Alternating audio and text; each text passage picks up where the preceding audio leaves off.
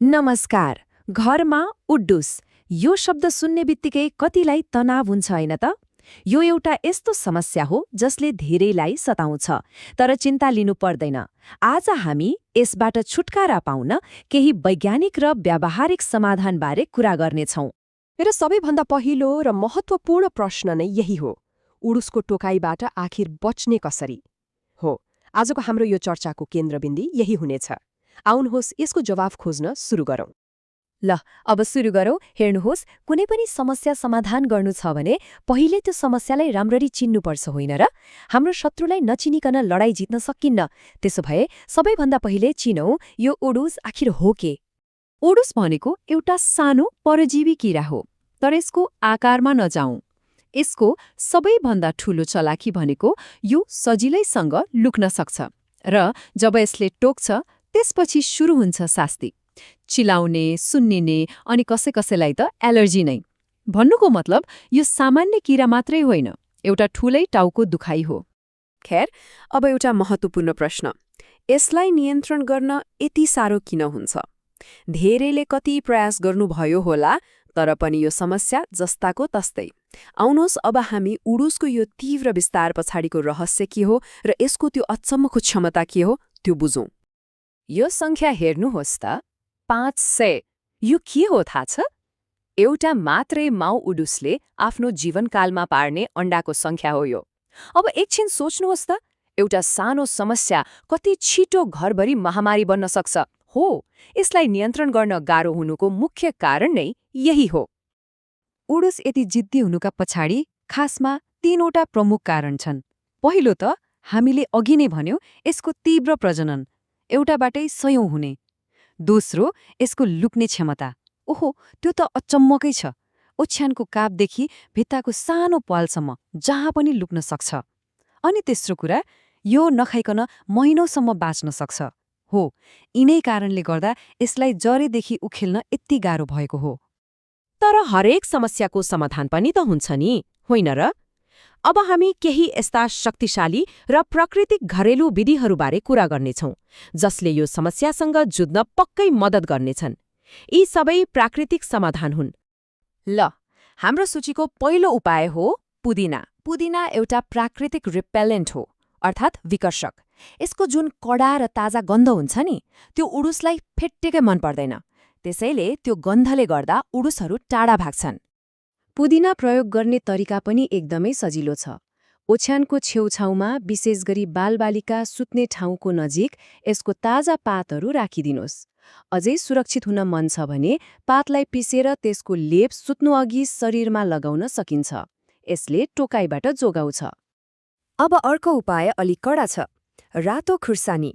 यसको तीखो र पिरो गन्धले उडुसलाई भगाउने मात्र होइन, उनीहरूलाई निष्क्रिय नै बनाइदिन्छ। यो एउटा शक्तिशाली न्यूट्रलाइजर हो। यसलाई प्रयोग गर्न के गर्ने? सुकेको रातो खुर्सानीलाई पिसेर धुलो बनाउने, अनि त्यो धुलोलाई पानीमा मिसाएर एउटा घोल तयार पार्ने। अब उडुस लुक्न सक्ने ठाउँहरूमा यो घोललाई स्प्रे गरिदिने। यसले उडुसलाई तत्कालै निष्क्रिय पार्न मद्दत गर्छ। अब कुरा गरौँ निमको तेलको। निम त आफ्नो कीटाणुनाशक गुणका लागि कति प्रख्यात छ, होइन र? किरा फट्याङ्ग्रा भगाउन त यसको प्रयोग शताब्दीौंदेखि हुँदै आएको छ। र हो, उडुसका लागि पनि यो एक निकै उपयोगी समाधान हो। निमको तेल त औषधि पसलमा सजिलै पाइन्छ। यसलाई उडुस भएको ठाउँमा सिधै स्प्रे गर्न सकिन्छ। तर एउटा अझै राम्रो तरिका छ। कपडा धुँदा साबुन वा सर्फमा यसको केही थोपा मिसाइदिनुस्। यसो गर्दा कपडामा यसको असर लामो समयसम्म रहन्छ र उडुसलाई टाढा राख्छ।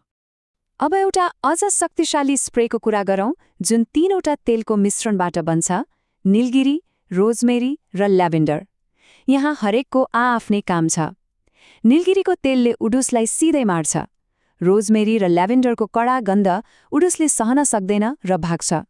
यी तीनवटै तेललाई पानीमा मिसाएर संक्रमित ठाउँमा स्प्रे गर्दा यसले एकैचोटि धेरैतिरबाट आक्रमण गर्छ। अब एउटा यस्तो उपायको कुरा गरौँ जुन परम्परागत पनि हो र अचम्मको कुरा वैज्ञानिक रूपले प्रमाणित पनि छ। त्यो हो बिनका पातहरू। हो, सामान्य सिमीको पात। सुन्दा सामान्य लागे पनि यसको काम असामान्य छ। र यो साँच्चै रोचक छ। यो केवल पुरानो चलन मात्रै रहेनछ।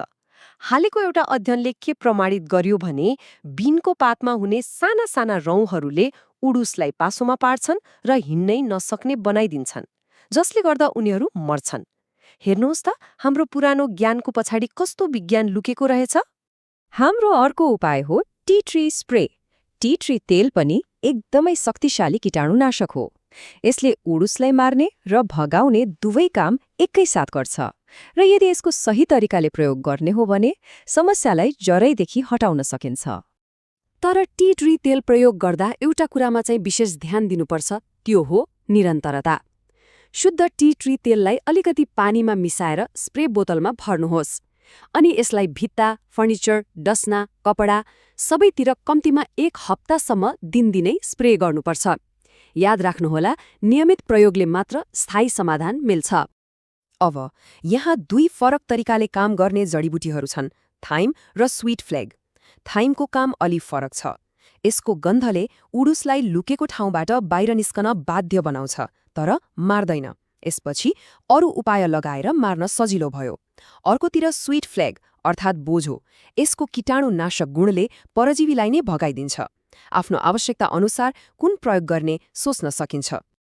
ल, हामीले यति धेरै विधिहरूबारे कुरा गर्यौं, तर यी सबैको सफलता एउटै कुरामा निर्भर गर्छ। त्यो के होला? अब हामी निष्कर्षतर्फ लागौं। सबैभन्दा महत्त्वपूर्ण कुरा हो निरन्तरता, अर्थात् कन्सिस्टेन्सी। कुनै पनि उपाय एकपटक प्रयोग गरेर हुँदैन।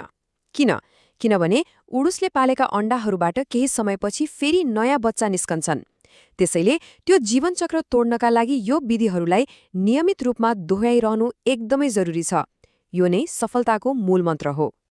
र अन्त्यमा एउटा प्रश्न छोडेर जाउँ, के यी घरेलु र प्राकृतिक विधिहरू बजारमा पाइने कडा रसायनयुक्त कीटनाशकभन्दा सुरक्षित र प्रभावकारी छन् त? यो प्रश्नले हामीलाई प्राकृतिक समाधानहरूको शक्ति र महत्त्वबारे सोच्न पक्कै पनि उत्प्रेरित गर्छ।